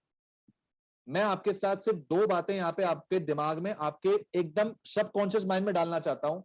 कि जनाब बुक सिर्फ दो है, पहली बुक में एंट्री कस्टमर करता है, दूसरी जो पासबुक है उसमें एंट्री बैंक करता है। दूसरी बात, एंट्री पहले वहां होगी जिसको पहले पता चला। अब तीसरा एग्जांपल भी बताओ। मैंने कहा जी चेक बाउंस हो गया, कोई भी चेक बाउंस हो जाए, बाउंस होने का मतलब है डिसऑनर हो जाए। बेटा चेक बाउंस होना पहले आपको पता चलेगा या पहले बैंक को पता चलेगा? सोचो। अबे चेक बाउंस होने का कॉल आपको कहां से आता है? बैंक से आता है। बैंक कहता है नालायक तूने कैसा चेक दिया, ये तो बाउंस हो गया। तो ऑब्वियस सी बात है कि चेक बाउंस होना पहले किसको पता चल रहा है? बैंक को। तो पहली एंट्री कहां होगी? पासबुक में। दूसरी एंट्री कहां होगी? Cash book. सब बच्चे बताएं क्या मेरी बात समझ में आ रही है या नहीं? फटाफट से बताएं, फटाफट से बताएं। और देखें, और देखें, कुछ चीजें मैं आपको और भी बताना चाहता हूं। देखें, मैंने आपसे कहा आपने बैंक में एफडी करा रखी है। क्या आप एफडी समझते हो? हाँ भाई, एफडी पता है? एफडी मतलब फिक्स डिपॉजिट। हम बैंक के अंदर एफडी कराते हैं ताकि उसके ऊपर इंटरेस्ट कमा सके। तो मैंने कहा है आपने बैंक में एफडी करा रखी है और इस एफडी के ऊपर इंटरेस्ट मिला, एफडी पर इंटरेस्ट मिला। भाई अगर एफडी पर इंटरेस्ट मिल रहा है तो ये बात पहले आपको पता चलेगी या ये बात पहले बैंक को पता चलेगी? बताएं, लगाओ दिमाग। अरे मुन्ना, बैंक ही तो इंटरेस्ट दे रहा है आपको, तो ये बात पहले बैंक को पता चलेगी। तो पहली एंट्री कहां पर होगी? पासबुक। दूसरी एंट्री कहां पर होगी? Cash book. और देखते हैं, और देखते हैं। मैंने कहा बैंक चार्जेस, बैंक चार्जेस। अब आप कहोगे सर बैंक चार्जेस गया है, तो भाई साहब बैंक अपनी सर्विसेज के लिए पैसा काटता है। सर कौन सी सर्विस? SMS service. बैंक आपको एसएमएस सर्विस देता है, बैंक आपको चेकबुक देता है, बैंक आपको पासबुक देता है। तो क्या उसकी प्रिंटिंग कॉस्ट नहीं लगती होगी? तो बैंक इन सब चीजों के पैसे काटता है। मुझे बताओ, अगर बैंक आपके खाते से पैसे काट रहा है तो ये बात पहले बैंक को पता चलेगी या आपको पता चलेगी? बताएं। ऑब्वियस सी बात है पहले बैंक को पता चलेगी। तो पहली एंट्री पासबुक, दूसरी एंट्री कहां पे? Cash book. ठीक है। और देखें, और देखें, मैंने कहा cheque issued, cheque issued to income tax department. मैंने अपना टैक्स भरा और इनकम टैक्स वालों को मैंने अपना एक चेक दे दिया। मैं कहा भैया ये पकड़ो, पेमेंट मैंने चेक से कर दी। मुझे बताओ, अगर मैं किसी को पेमेंट चेक से करता हूं, ये बात पहले मुझे पता चलेगी या बैंक को पता चलेगी? बैंक को तो कुछ पता ही नहीं है। बैंक को कोई सपने थोड़ी ना आ रहे हैं कि तुम इनकम टैक्स डिपार्टमेंट के पास गए हो अपना चेक लेके। तो अगर हमने किसी को भी अपना चेक इशू करा तो ये बात पहले हमें पता चलेगी, हम कैश बुक में एंट्री करेंगे, और जैसे ही ये बात बैंक को पता चल जाएगी बैंक अपनी पासबुक में एंट्री कर देगा। इन शॉर्ट, हमें यह देखना है कि आइडेंटिफाई करना है कौन सी एंट्री कौन सी बुक्स में पहले होगी। अगर ये पता चल गया तो काम हो जाएगा। ठीक है। नेक्स्ट, ये था आपका पॉइंट नंबर 2। नेक्स्ट है point number 3। Point number 3, understanding the terms, understanding the terms. अगर मैं आपसे बोलता हूं चेक डिपॉजिटेड, चेक डिपॉजिटेड, तो इसका मतलब है बैंक में चेक डाला। मुझे बताओ, कोई आदमी बैंक में चेक डाल रहा है तो किस उद्देश्य से डाल रहा है, किस मोटिव से डाल रहा है? कि बैंक का बैलेंस बढ़ेगा या बैंक का बैलेंस घटेगा? बताओ। कोई आदमी बैंक में चेक डाल रहा है तो किस पॉइंट ऑफ व्यू से डाल रहा है? कि बैंक का बैलेंस बढ़ना चाहिए, घटना चाहिए? भाई जाहिर सी बात है बढ़ना ही चाहिए। तो मैंने इस पॉइंट के साथ लिख दिया कि ये चीज मेरे बैंक के बैलेंस को बढ़ाएगी। इसका मतलब ये जो ट्रांजैक्शन है ये मेरी एक प्रकार की रिसीट है। रिसीट का मतलब क्या होता है? कि इससे मेरे पे पैसा आएगा। तो ये बात समझनी जरूरी है।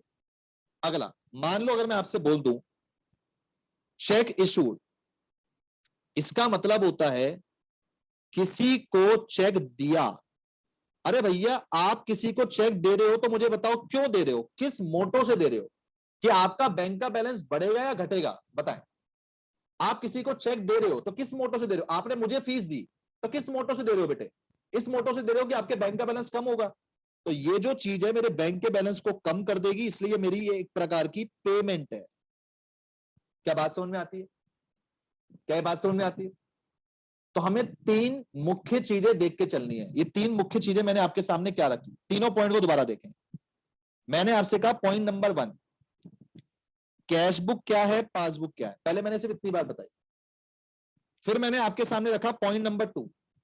क्या बोला मैंने कहा फर्स्ट एंट्री कहां होगी, फर्स्ट एंट्री कहां होगी, ये मेरा पॉइंट नंबर 2 था। फिर मैंने रखा पॉइंट नंबर 3। मैंने आपसे ये कहा कि जनाब रिसीट है या पेमेंट है, मतलब जो भी कोई ट्रांजैक्शन आपको दे रखी है क्या उससे आपके बैंक का बैलेंस बढ़ेगा या घटेगा। एक बच्चा कह रहा है सर पॉइंट 3 का एग्जांपल और बताओ। ये लो, मैंने आपके सामने रखा बैंक चार्जेस। मुझे बताओ बैंक ने आपके अकाउंट से पैसा काटा, बैंक चार्जेस का मतलब क्या है, बैंक ने पैसा काटा। अरे अगर बैंक पैसा काटता है बेटे तो मुझे बता बैंक का बैलेंस बढ़ेगा घटेगा, सोच के देख। अगर बैंक पहले पैसा काट रहा है तो बैंक का पैसा बढ़ेगा या घटेगा, ऑब्वियसली बात है घटेगा। तो ये जो ट्रांजैक्शन है इससे भी मेरा पैसा जाएगा, इसका मतलब ये भी एक प्रकार की पेमेंट है। क्लियर है। तो हमें ये 3 चीजें देखना बहुत ज्यादा जरूरी है। अगर हम ये 3 चीजें देख लेते हैं तो हमारा बीआरएस बन जाएगा। ठीक है, इन 3 चीजों को हमें जो ध्यान से देखना है। आ जाए, अब आप सब बच्चे लिखना चालू करेंगे। अब आप सब बच्चे लिख सकते हैं, लिखना चालू करेंगे। लिखें लिखें, prepare BRS, prepare BRS as per following data, prepare BRS as per following data. ये आपका क्वेश्चन नंबर 1। लिखें,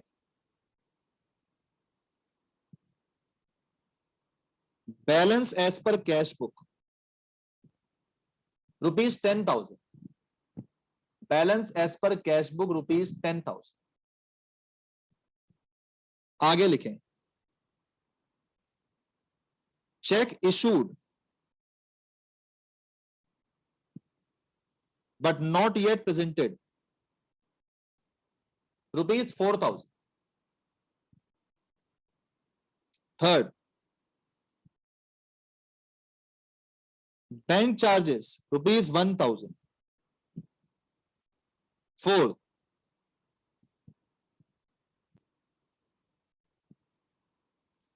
bank allowed interest ₹2,000। Fifth,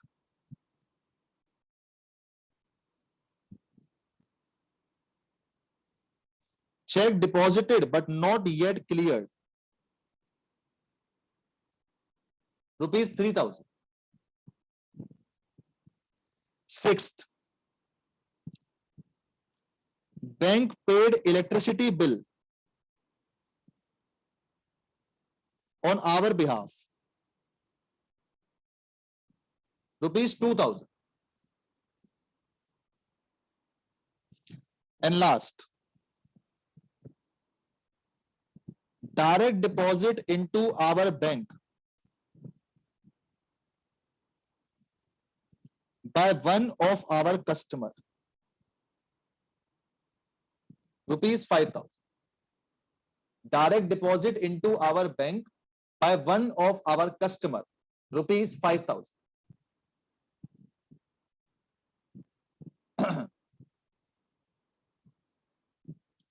लिख लिया सब बच्चों ने।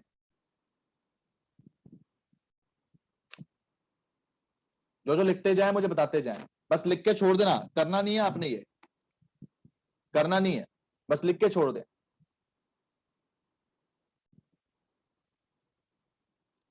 क्योंकि पहला क्वेश्चन है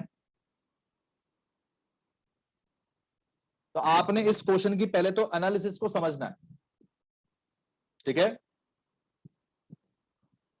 आओ जी देखें, लिखना बंद। मैंने आपसे कहा था पॉइंट नंबर 1 कैश बुक या पासबुक। तो भाई मेरे सवाल में कैश बुक दे रखी है, कह रहा है कैश बुक के मुताबिक इतना बैलेंस है, मतलब मेरे सवाल में कैश बुक है, पासबुक नहीं है। तो इसका मतलब है मेरा क्वेश्चन कैश बुक से चालू होके पासबुक तक जाएगा। क्या ये बात समझ में आई? अगर मेरे सवाल में पासबुक होती तो मैं पासबुक से चालू करके कैश बुक तक जाता, पर मेरे सवाल में तो कैश बुक है। इसका मतलब मुझे कैश बुक से बढ़ते बढ़ते बढ़ते बढ़ते कहां पहुंचना है, पासबुक तक पहुंचना है। ये मेरे क्वेश्चन का उद्देश्य है। अच्छा, पॉइंट नंबर 2, पहले एंट्री कहां होगी? पॉइंट नंबर 2, तो जरा मुझे बताओ, हमने चेक इशू किया, मतलब हम किसी को चेक दे रहे हैं, तो पहले हमें पता चलेगा बैंक को पता चलेगा? बताएं, हमने चेक इशू करा, पहले हमें पता चलेगा बैंक को? ऑब्वियस सी बात है हमें। तो पहले एंट्री होगी कैश बुक में, दूसरी एंट्री होगी किसमें? पासबुक। ठीक है, और बताएं, बैंक ने पैसा काटा, पहले हमें पता चलेगा बैंक को पता चलेगा? बैंक को पता चला, तो पहले एंट्री होगी पासबुक में, दूसरी एंट्री होगी कैश बुक, है कि नहीं? अच्छा, बैंक अलाउड इंटरेस्ट, बैंक ने हमें इंटरेस्ट दिया, पहले किसको पता चलेगा? अगेन बैंक को। पहली एंट्री होगी पासबुक में, दूसरी एंट्री होगी कैश बुक। अच्छा, हमने चेक डिपॉजिट करा, हमने चेक बैंक में डाला, पहले हमें पता चलेगा बैंक को पता चलेगा? हमें। शाबाश। तो कैश बुक में पहली एंट्री होगी, पासबुक में दूसरी होगी। बैंक ने इलेक्ट्रिसिटी बिल पे कर दिया मेरा, पहले किसे पता चलेगा? बैंक को। तो पहली एंट्री होनी चाहिए पासबुक में, दूसरी एंट्री होनी चाहिए कैश बुक। एंड लास्ट, हमारा एक कस्टमर है, उसने सीधा मेरे बैंक में पैसा डाल दिया, बताओ पहले किसे पता चलेगा? ऑब्वियस सी बात है बैंक को, पहली पासबुक में, दूसरी कैश बुक में। तो मैंने आपके साथ 2 पॉइंट डिस्कस किए थे, मैंने वो दोनों पॉइंट क्वेश्चन में अप्लाई कर दिए। ठीक है, थर्ड चीज, थर्ड पॉइंट मैंने आपके साथ जो उठाया था, वो मैंने आपसे पूछा था कि जनाब रिसीट है या पेमेंट है, मतलब किसी पर्टिकुलर ट्रांजैक्शन से बैंक का बैलेंस बढ़ेगा या घटेगा? तो जरा इधर ध्यान दें। अगर मैं कहता हूं, पहली ट्रांजैक्शन छोड़ दो, अगर मैं कहता हूं दूसरी ट्रांजैक्शन, मैंने किसी को चेक दिया, तो बताओ किस उद्देश्य से दिया होगा? अगर मैं किसी को चेक देता हूं, तो मैंने किस उद्देश्य से दिया होगा? क्या मेरे बैंक का बैलेंस बढ़ना चाहिए, घटना चाहिए? तो घटना चाहिए, इसका मतलब ये मेरी पेमेंट है। बैंक चार्जेस, बैंक ने पैसा काटा, तो ये भी पेमेंट है। बैंक ने इंटरेस्ट दिया, बैंक हमें इंटरेस्ट दे रहा है, तो ये हमारी रिसीट है, क्योंकि पैसा बढ़ेगा। ठीक है, हमने बैंक में पैसा डाला, तो ये भी हमारी रिसीट है। बैंक ने हमारे इलेक्ट्रिसिटी बिल पे कर दिए, ये मेरी पेमेंट है। और हमारे एक कस्टमर ने हमारे अकाउंट में पैसा डाल दिया, तो ये भी क्या है? रिसीट है। क्या तीनों के तीनों पॉइंट आपको क्वेश्चन में अप्लाई करने आए या नहीं आए? इतना बताएं फटाफट से, तीनों पॉइंट अप्लाई करने आए या नहीं आए? हाँ भाई, कुणाल, आकृति, पूजा, साक्षी, ओम, सुयश, वैभव। वैभव काफी लेट ज्वाइन करा भाई, क्या बात है? बढ़िया। ये तो हुई बात क्वेश्चन को एनालाइज करने की, लेकिन अगर क्वेश्चन को करना है तो करेंगे कैसे? आए जरा समझे। फॉर्मेट बनाएंगे बैंक रिकंसिलिएशन स्टेटमेंट, और क्वेश्चन इस तरह से करेंगे। यहां पे लिखेंगे पर्टिकुलर्स, यहां पे लिखेंगे प्लस आइटम, यहां लिखेंगे माइनस आइटम। अब सब बच्चे जरा ध्यान देके चलना। पहला कह रहा है balance as per cash book, मतलब मेरी डायरी के मुताबिक मेरा कितना बैलेंस है? 10,000। अब आप कहोगे सर आपने इसको प्लस में क्यों डाला? तो भाई मैं ऐसा मान के चलता हूं कि जब कुछ नहीं बोला गया, तो जो मेरा बैलेंस में लिख रहा हूँ पॉजिटिव बैलेंस ही लिख रहा हूँ। अब कोई अपनी डायरी में नेगेटिव बैलेंस तो लिखेगा नहीं। तो जो इसने बोला कि भाई जो मेरा बैलेंस है मेरे अनुसार वो कितना है? 10,000 है, तो मैंने 10,000 ले लिया। ठीक है, सेकंड ट्रांजेक्शन यहां पे बोली गई थी check issued but not yet presented. तो इसको समझे, इसको करने का तरीका क्या है? आप रफ में जाएंगे और सोचेंगे कि अच्छा चेक दिया जा रहा है, चेक इशू कर रहे हैं, तो चेक इशू का मतलब चेक किसी को दिया। हम किसी को चेक देते हैं तो ये हमारी पेमेंट है, और ये पेमेंट पहले किसको पता चलेगी? कस्टमर को। तो कस्टमर ने अपनी डायरी का बैलेंस कम कर दिया, मतलब कस्टमर की डायरी इस पॉइंट पे। लेकिन आगे कह रहा है नॉट येट प्रेजेंटेड, इसका मतलब है बैंक से आज तक पैसा निकला ही नहीं। हमने किसी को चेक इशू कर दिया, तो जनाब ये बात पहले मुझे पता चली, तो मैंने अपनी जो डायरी है वो मैंने कम कर दी, ये देखो कम कर दी। नॉट येट प्रेजेंटेड का मतलब क्या है? कि बैंक से आज तक पैसा निकला ही नहीं, तो बैंक का बैलेंस तो आज भी उतने का उतना है। अब मुझे बताओ, मेरा जो सवाल है वो कैश बुक से पासबुक की तरफ जा रहा है, तो मुझे यहां पर भी ये कैश बुक को पासबुक पे ले जाना होगा, नीचे से ऊपर की तरफ ले जाना है, नीचे से ऊपर की तरफ। तो मुझे बताओ इसकी एंट्री मुझे प्लस में डालनी चाहिए माइनस में डालनी चाहिए? बताएं सोच समझ के बताएं, क्या एंट्री प्लस में डालनी चाहिए माइनस में? आंसर होगा प्लस। प्लस क्यों होगा वो समझे, क्योंकि मेरे को कैश बुक से पासबुक तक पहुंचना है, तो मुझे नीचे वाले बैलेंस को ऊपर ले जाना पड़ेगा, और ऊपर ले जाने का मतलब होता है प्लस करना। तो जो सेकंड ट्रांजैक्शन है वो कितने की थी? 4000 की। 4000 रुपए यहां पे आके जो वो क्या कर देंगे? प्लस कर। जिनको नहीं आया अगला पार्ट देखें। अगला पार्ट आपसे कह रहा था बैंक चार्जेस, जरा ध्यान से बात को सुने। बैंक चार्जेस है मतलब पैसा तो कटेगा, कटेगा, पेमेंट है। अच्छा, ये बैंक चार्जेस के बारे में पहले किसको पता चला होगा? बड़ी सीधी सी बात है, बैंक को पता चला होगा, क्योंकि बैंक पैसे काट रहा है तो पहले बैंक को पता चला, और बैंक ने अपने बैलेंस में मतलब पासबुक में गिरावट कर दी, पेमेंट कर दी। तो आज पासबुक यहां पहुंच चुकी है, यहां पासबुक है, लेकिन कस्टमर को इस बारे में कुछ नहीं पता। कस्टमर को तो पता ही नहीं पैसे कब काटे, क्यों काटे, तो कस्टमर की डायरी में बैलेंस उतने का उतना है। अब आप मुझे बताएं, मेरा सवाल कह रहा है कैश बुक से पासबुक पे जाओ। अगर कैश बुक से पासबुक पे जाना है मतलब ऊपर से नीचे आना है, तो क्या कर देना चाहिए? पता है क्या करना चाहिए? शाबाश, बच्चे कह रहे हैं सर माइनस करो। तो बैंक चार्जेस की एंट्री जो कितने की थी? 1000 रुपए। ये क्या कर देना चाहिए? माइनस। आप में से बहुत सारे बच्चे ऐसे होंगे जिन्होंने 11th क्लास के अंदर बीआरएस के चार्ट को याद कर लिया होगा। अगर इस पॉइंट ऑफ व्यू पे अगर किसी को दिक्कत आ रही है तो ये उन्हीं बच्चों को आ रही होगी जिन्होंने चार्ट याद किया था।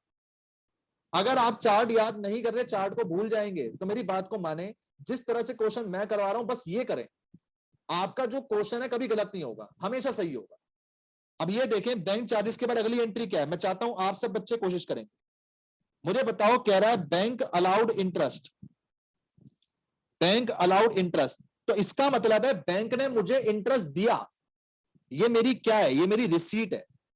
अब जब मन में ये सोचो, अगर बैंक मुझे इंटरेस्ट दे रहा है तो पहले किसको पता चलेगा? सोच के देखो, पहले किसको पता चलेगा? बैंक मुझे इंटरेस्ट दे रहा है, तो सीधी सी बात है बैंक को पता चला, बैंक ने मेरा बैलेंस बढ़ा दिया। अच्छा, पासबुक यहां पहुंच गई है, लेकिन कस्टमर को तो इस बारे में कुछ पता ही नहीं है, तो कस्टमर का बैलेंस तो आज भी वही है जहां पहले था, मतलब नीचे का नीचे ही है।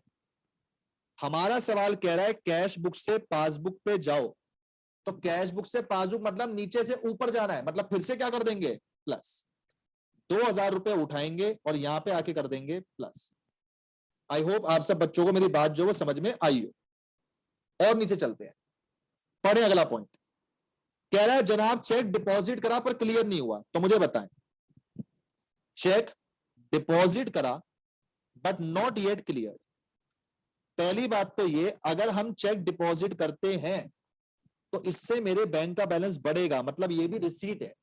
ओके सर, अगर हम चेक डिपॉजिट करेंगे तो पहले हमें पता चलेगा, हमने अपनी डायरी में जाके लिख दिया कि ले भाई बैलेंस बढ़ गया है, पर बैंक में आज तक वो चेक क्लियर नहीं हुआ, तो बैंक का बैलेंस तो वही है जहां पहले था।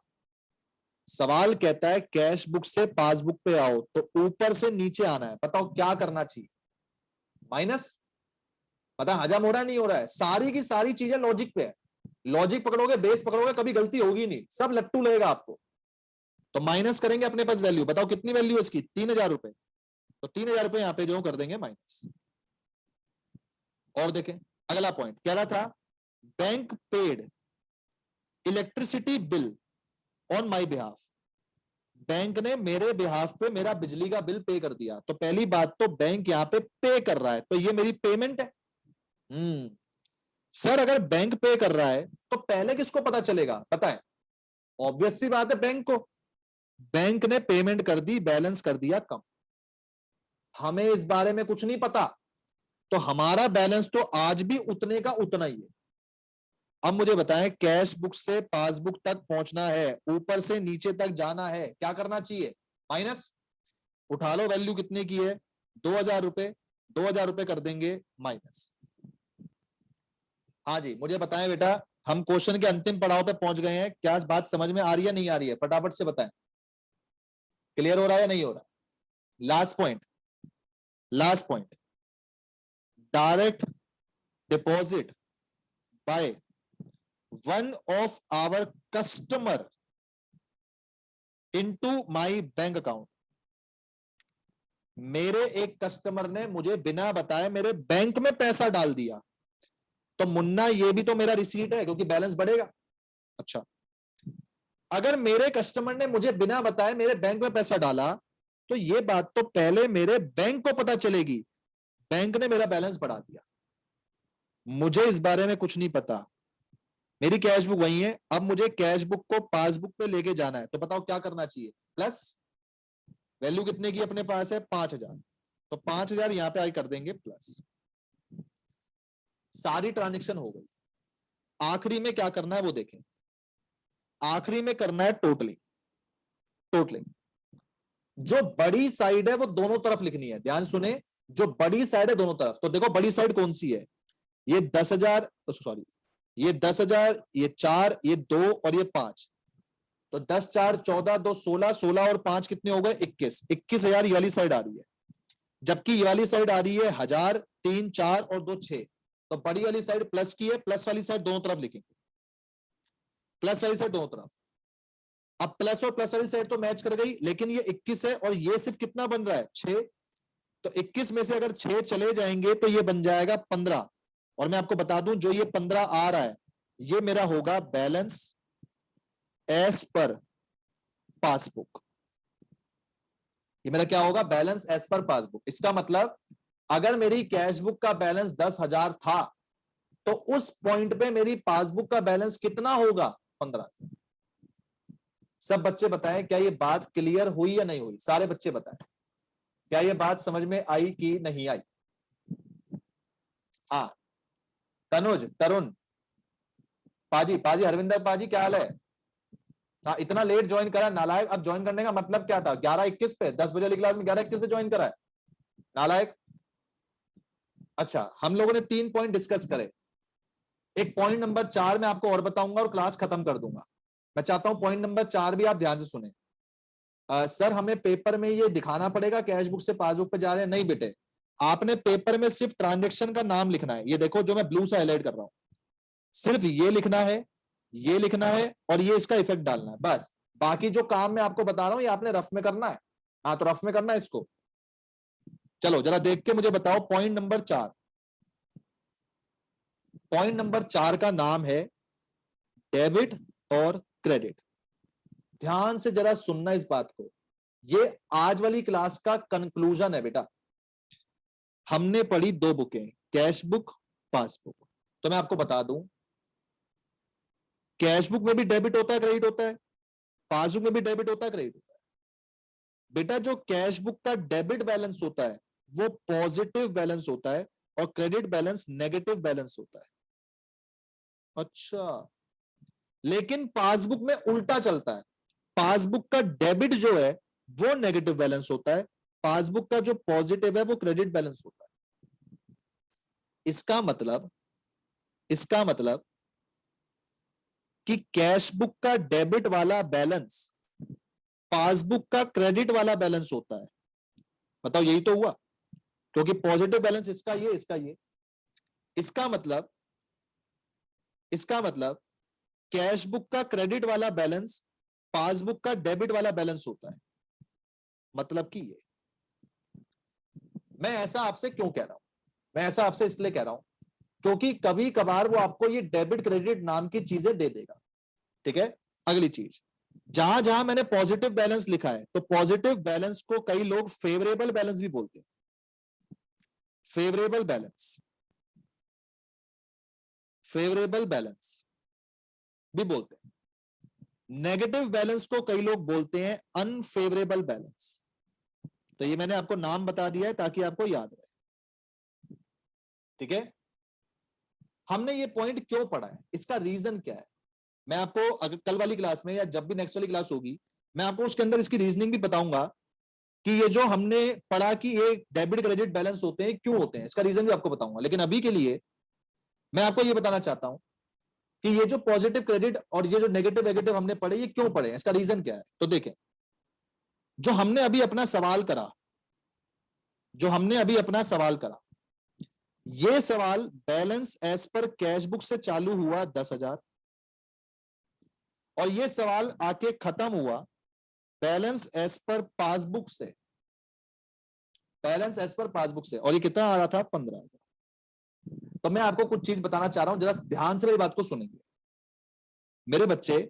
मुझे balance as per cash book given था 10,000, तो मैंने 10 उसको पॉजिटिव में डाला। इसका मतलब अगर मैं इसके नाम के आगे डेबिट लिख दूं तो कोई गलत नहीं होगा। ऐसा क्यों? क्योंकि कैश बुक का डेबिट बैलेंस क्या होता है? पॉजिटिव होता है। क्या आपको ये बात समझ में आ रही? सब बच्चे मुझे बताएं, क्या आपको पहले ये इतनी चीज समझ में आई जो मैंने बताई? हमने कैश बुक का बैलेंस पॉजिटिव में डाला था, तो मैं कह सकता हूं अगर मैं इसके आगे डेबिट लिख दूं तो कोई गलत बात नहीं है। तो कभी कभार किन्हीं किन्हीं क्वेश्चंस में ऐसे लिखा जाता है। क्या लिखा जाता है? कि जनाब ये डेबिट बैलेंस है, और ये डेबिट बैलेंस किसका है? कैश बुक का। अब मैंने सारी एडजस्टमेंट्स अपनी करी, मैंने सारी की सारी एडजस्टमेंट्स यहां पे करी, कुछ प्लस में गई, कुछ माइनस में गई, सब करी। आखिरी में मैंने टोटल करा था, टोटल ये 21 था, ये भी 21, 21 में से इधर वाला जो टोटल था ये अपना 6 था, माइनस करा तो ये 15 है। मैं आपसे पूछना चाहता हूं, जरा सोच समझ के मुझे बताना, मैं आपसे पूछना चाहता हूं कि ये पासबुक का बैलेंस है और ये नेगेटिव में डाला, तो इसके नाम के आगे क्या लिखना चाहिए? ये पासबुक का बैलेंस है, ये नेगेटिव में डाला है, इसके नाम के आगे क्या लिखना चाहिए? ये देखो, पासबुक का बैलेंस है, नेगेटिव में डाला है, तो इसके नाम के आगे क्या लिखना चाहिए? तो मैंने तो आपको बताया था भाई पासबुक का नेगेटिव बैलेंस डेबिट होता है। तो बच्चे क्या करते हैं? इसके नाम के आगे डेबिट लिख देते हैं, और जैसे ही आपने ये डेबिट लिख दिया तो मैं आपको बता दूं आपका सवाल हो गया गलत। हम ये डेबिट यहां पे नहीं लिख सकते। क्यों लिख सकते? इसका रीजन समझो। ये रीजन क्या है मेरे बच्चे? ये जो चीज आपने निकाली है, ये जो चीज आपने यहां पे ये निकाली है, ये रिजल्ट है। ये क्या है? ये रिजल्ट है। और रिजल्ट का जो बैलेंस होता है वो होता है जो बड़ी साइड है। तो आंसर सुनो मैंने क्या बोला? रिजल्ट का बैलेंस वो होगा जो बड़ी साइड है, जो बड़ी साइड है। अरे मुन्ना, मेरे सवाल में बड़ी साइड कौन सी थी? प्लस की थी। इसका मतलब ये जो पासबुक का बैलेंस है, ये बैलेंस भी पॉजिटिव बैलेंस है। और मुझे बताओ पासबुक का पॉजिटिव बैलेंस कौन सा होता है? क्रेडिट। तो इसके नाम के आगे हमें यहां पे लिखना पड़ेगा ये क्रेडिट बैलेंस है पासबुक का। अगर आपका ये बात दिमाग में नहीं घुसी तो फ्लैशबैक में जाओ, बचपन में जाके चेक करो। आपको याद है बचपन में आप ऐसे सवाल करते थे, 5वीं 6ठी क्लास में करते होगे, -10 + 3। जरा मुझे बताना इसका आंसर क्या आएगा? बताओ इसका आंसर क्या आएगा? -10 + 3 क्या आंसर आएगा इसका? यार 11वीं 12वीं में मैथ्स नहीं पढ़ी, समझ में आता, इतनी मैथ्स तो पढ़ी होगी। हाँ शाबाश, जरा बताओ कैसे सॉल्व करते थे? आप लोग कहते थे मन में ये माइनस प्लस माइनस, तो 10 में से 3 गया क्या? 7। पर बात खत्म नहीं हुई, उसके बाद आप ये भी कहते थे, क्या कहते थे? कि भाई बड़ी डिजिट का साइन क्या है? माइनस, तो साइन यहां पर भी क्या आएगा? माइनस। यही करते थे नहीं करते थे? मुझे बताओ, फटाफट से बताएं, ये करते थे नहीं करते थे? सोच के बताओ। यही करते थे। अब मैं आपसे कह रहा हूं कि भाई ये जो मेरा रिजल्ट आया बैलेंस एज पर पासबुक, इसके आगे मैं नाम क्या लिखूं? तो यहां पर भी तो वही मुद्दा चलेगा, जो साइड बड़ी है उसका नाम लिखो। भाई ये जो 15,000 आया है नेगेटिव में आया, इससे कोई मतलब नहीं है। मतलब तो इस पे होना चाहिए कि ये जो 15,000 है ये हमारा आंसर है, ये हमारा रिजल्ट है। और ये रिजल्ट इस बात पे डिपेंड करता है कि मेरी प्लस माइनस में से बड़ी साइड कौन सी है। तो मेरे सवाल में जो मेरी बड़ी साइड है वो प्लस वाली है। इसका मतलब ये जो पासबुक का बैलेंस आ रहा है ये पॉजिटिव बैलेंस आ रहा है। और अगर पासबुक का पॉजिटिव बैलेंस मैं पता लगाऊं तो ये कौन सा होता है? क्रेडिट। ठीक है, इसी चीज को मैं एक और एग्जांपल से बोलूंगा। सपोज करो आपने बीआरएस बनाया, आपने बीआरएस बनाया, मान लीजिए बैलेंस एज पर पासबुक आपको क्रेडिट बैलेंस दिया हुआ था, तो पासबुक का क्रेडिट बैलेंस क्या होता है? पॉजिटिव। मैंने यहां पे वैल्यू डाली, इसके बाद मैंने अपनी पूरी की पूरी एडजस्टमेंट सॉल्व कर दी, 1 2 3 4 5 6 जितनी एडजस्टमेंट है सॉल्व कर दी। आखिरी में टोटलिंग करी, ध्यान सुनना, आखिरी में टोटलिंग करी। मैंने कहा मेरी टोटलिंग में नेगेटिव साइड बड़ी आई, ये आ रही थी 15, 15, और 15 में से इधर का जो टोटल था वो था 3,000, तो मेरा आंसर यहां पे बच गया 12। ये 12,000 मेरा आंसर कौन सा है? ये है मेरा balance as per cash book.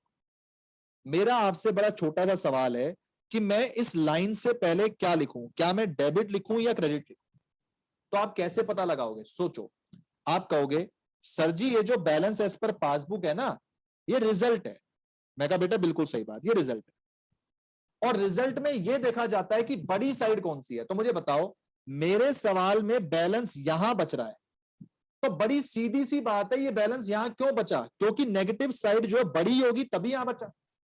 और अगर नेगेटिव साइड बड़ी है तो इसका मतलब ये कैश बुक का नेगेटिव बैलेंस होना चाहिए, और कैश बुक का नेगेटिव बैलेंस कौन सा होता है, क्रेडिट वाला होता है। इसका मतलब इसका आंसर पड़ जाएगा credit balance as per cash book.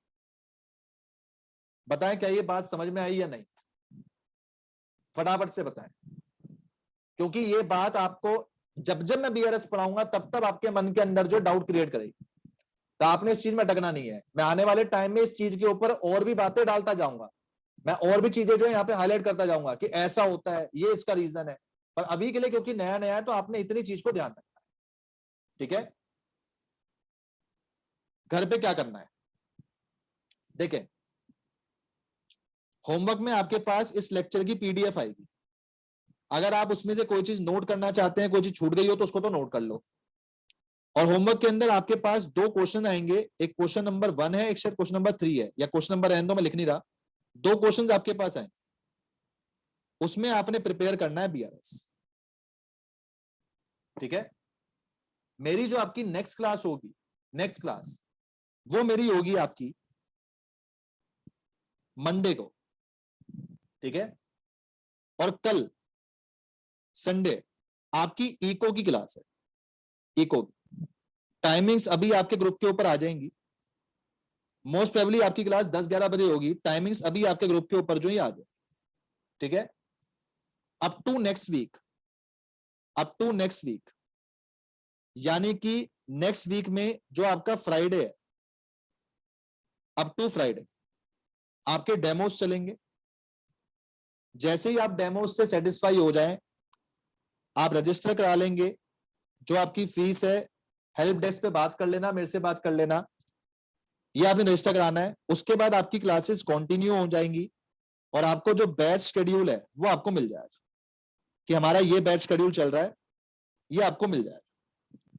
तो ये आपका एक परफॉर्म है। ग्रुप के अंदर अगर आप ऐड नहीं है तो मेरे नंबर पे टेक्स्ट कर दीजिएगा, आप ऑटोमेटिकली उसके अंदर ऐड हो जाएंगे।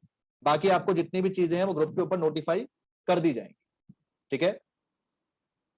अगर लेक्चर के अंदर कोई भी चीज ऐसी लगती है कि भाई छूट गई है, तो आप हेल्प डेस्क के ऊपर अपना नाम लिख देना, अपना रीजन लिख देना, क्या छूट गया था, क्या रीजन है, और लेक्चर नंबर 1 छूटा है या कौन सा छूटा है। तो मेरा हेल्प डेस्क जो है वो आपको उसकी वीडियो भिजवा देगा कि भाई आप ये देख के चल सकते हैं जो भी चीज सर ने करवाई थी, ताकि आप उसको छोड़ के ना चलो, ठीक है। बाकी आज वाली क्लास के लिए इतना ही, मिलेंगे अपने मंडे को नेक्स्ट लेक्चर के साथ। कल वाली क्लास में आपका इको होगा, और इको की टाइमिंग्स आपके ग्रुप पे आ जाए, ठीक है। Thank you so much for your time, all the best, take care बेटा, थैंक यू सो मच।